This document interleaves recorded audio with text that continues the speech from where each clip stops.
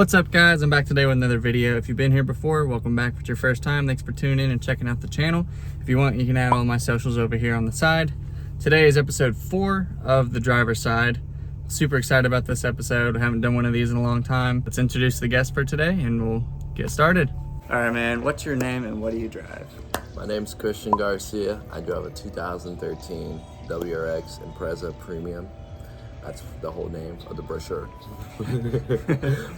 How long have you had it? How much did you pay for it and how many miles were on it? So whenever I got the car, it had 100,000 miles on it. It was, let's see, I think it was like $13,000 on it. I've had it for over a year and 6 months, and it's still running. It's at 150,000 miles. Hell yeah. Gaskets. The one Subaru on the road that hasn't blown up and is on its first engine. My crown. What all is done to it? So I started off just with the first stage Cobb stuff right before Cobb discontinued a lot of that stuff. I have an access port, so it has a cold intake, turbo smart, blow off valve, downpipe, couple bolt-ons, an NVIDIA exhaust, wheels, nice little front headlights. That's about it. Can't forget the big wing. Oh, big wing.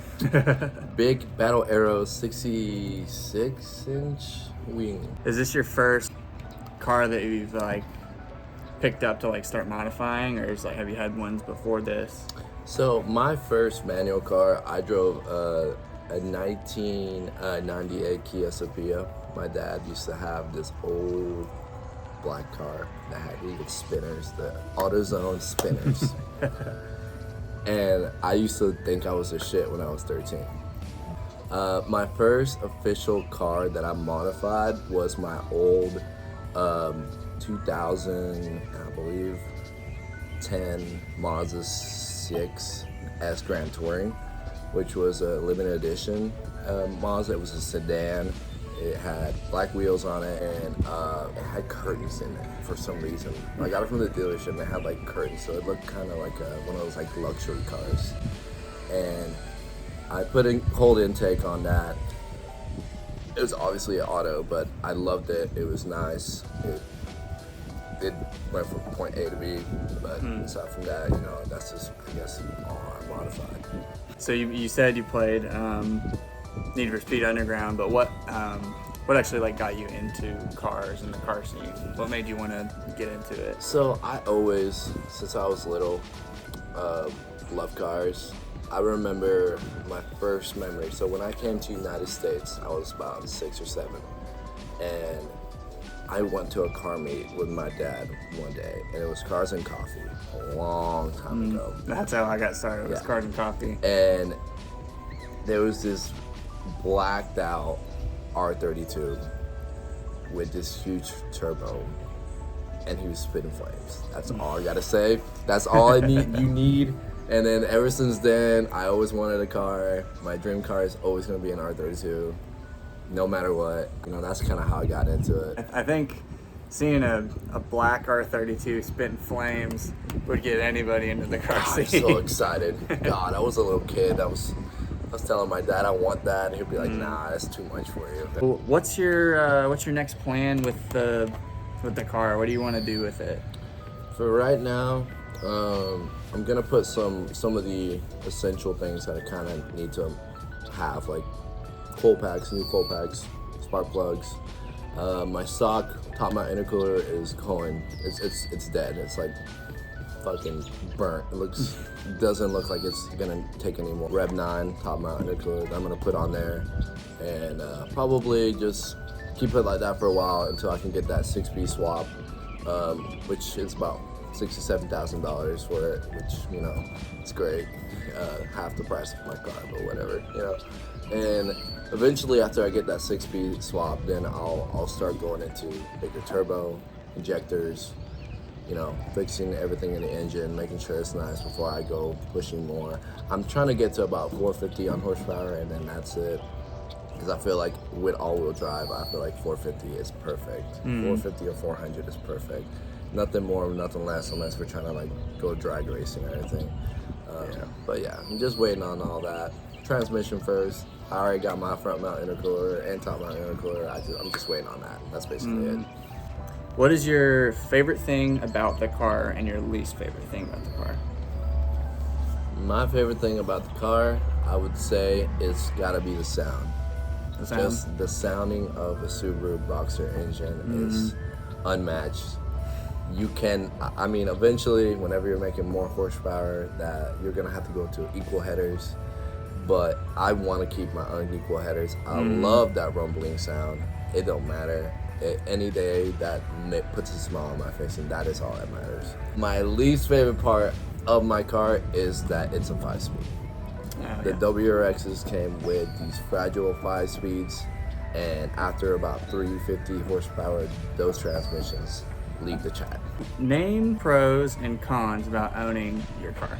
Those, you don't get to see a lot of sedan Subarus like that. Most of them are probably from like 08 to like, I guess 10, and they're not the wide body, as they say now with Subaru. And most of them are blown, I'll be honest with you. Most of them are used and abused. I get a lot of people that like Subarus. They never see a really clean, like just like molested car. Yeah, not slammed or sticker bombed. I would say my cons about owning a Subaru is the head gasket jokes. God damn. The internet is relentless about those. Are there any issues with it right now or anything broken and wrong with it? No, aside from, I guess, my horn.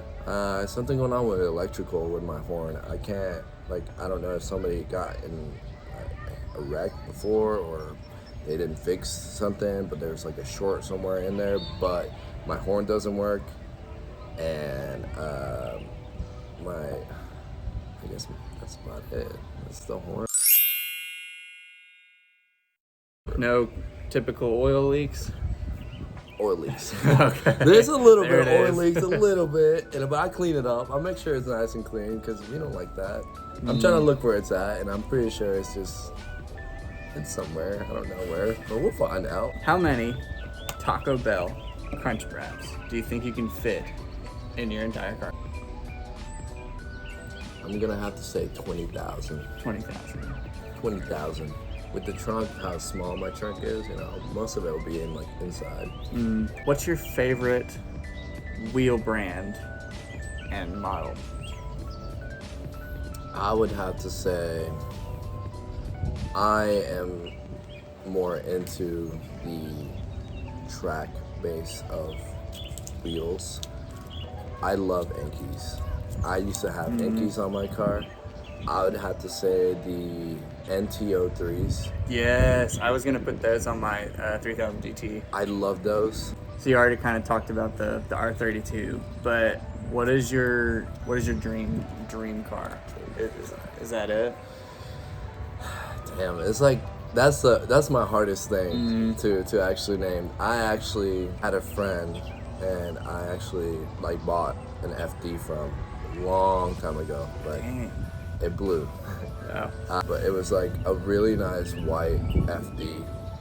It was a 1993. It didn't have the pop-ups. It actually had the flat headlights, and it made 667 horsepower. So driving, Dang. I would have to say, since I love Subarus and I love that blah blah blah sound, I love FD. So FD, my 1993 FD, then an R32.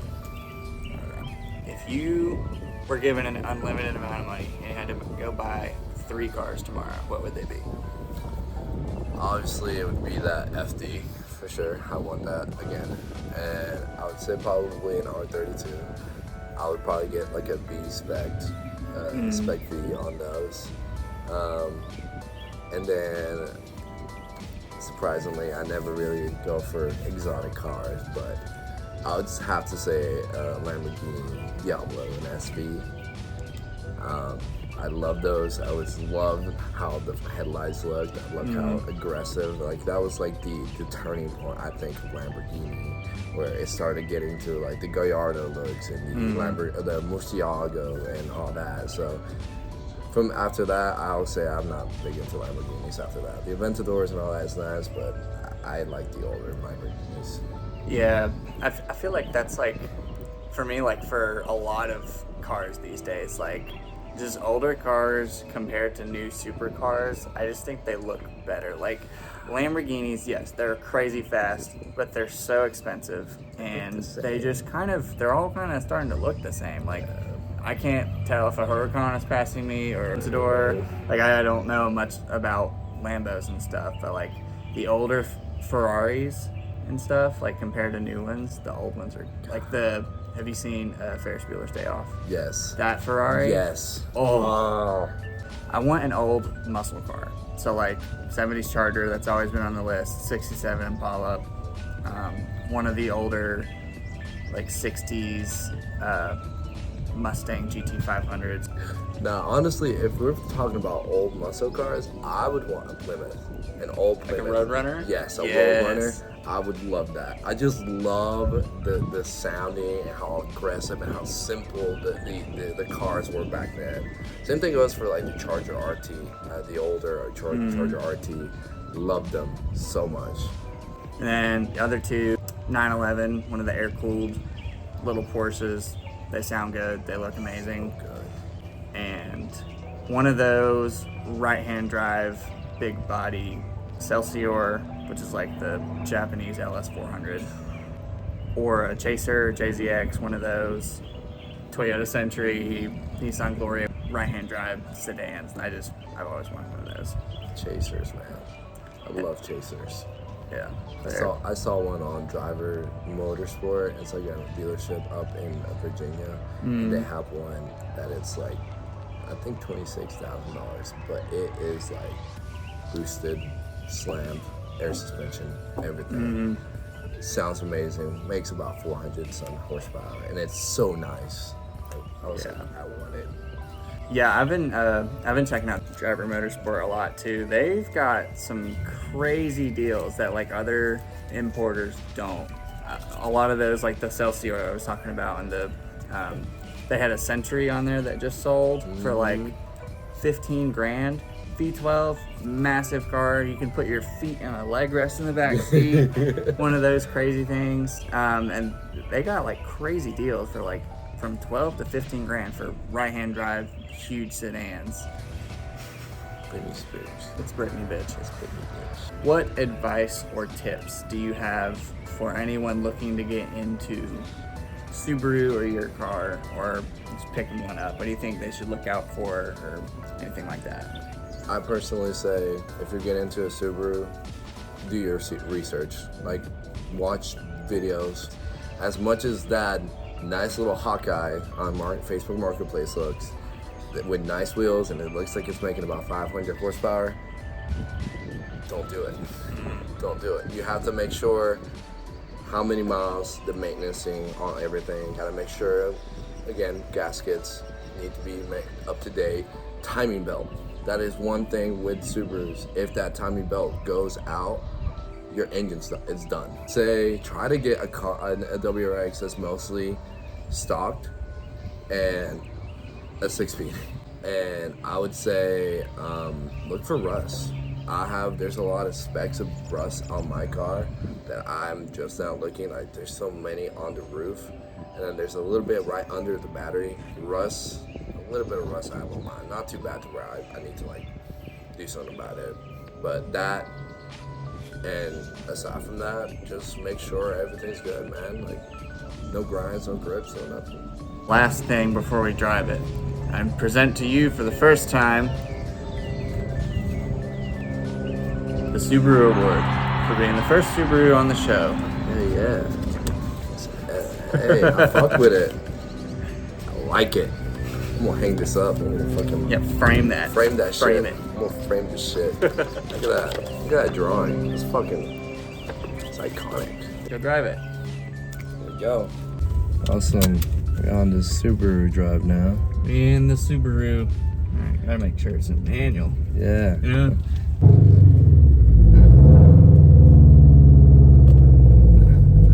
We got it still, people. We got it. We got it. First Subaru of this channel, man. Yeah. good. The clutch is so finicky. That's okay. Third grind. Yeah. So another problem wrong with it. Your window doesn't roll up in third grind. Yeah, see, I tend to forget things. That's why I'm a Subaru driver.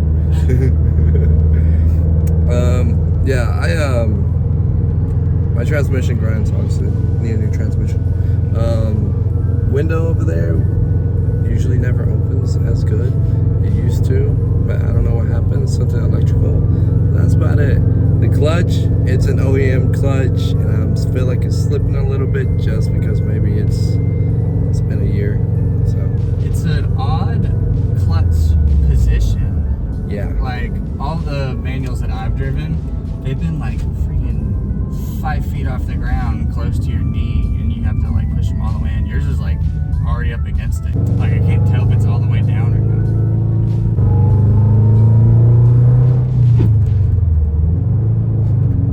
I know, it feels like you're hurting the car. Yeah, my first manual car was a E36 hatchback. First gear, grinded. So basically, if you wanted to downshift, if you're coming into putting it into first in general, you had to go second first. You had to go boom boom to get it to not grind. So when I drove the 3000 for the first time, I was doing that by just like memory. The dude was like, "What are you doing?" I was like, "Oh, sorry, my other car grinds it first. I have to do it." He was like, "Not in this one." Have you driven other Subarus? Yes. So are all the clutches this close to the firewall? Most of them are. It's so weird. Like I can't tell if I'm like about to push it through the firewall or anything. It's a weird clutch. The OEMs are very weird. Yeah. If you guys don't remember, I actually reviewed this car a couple episodes ago when I reviewed other people's cars. So if you haven't checked that out, check it out. It's a good video. This car is in it. Is that a normal sound? Yeah. That's normal. Is it? Yeah, it is. Every time I put in the Third, you're like, oh, you're like, shoot out of the please. exhaust. Go. Like a bunch of metal.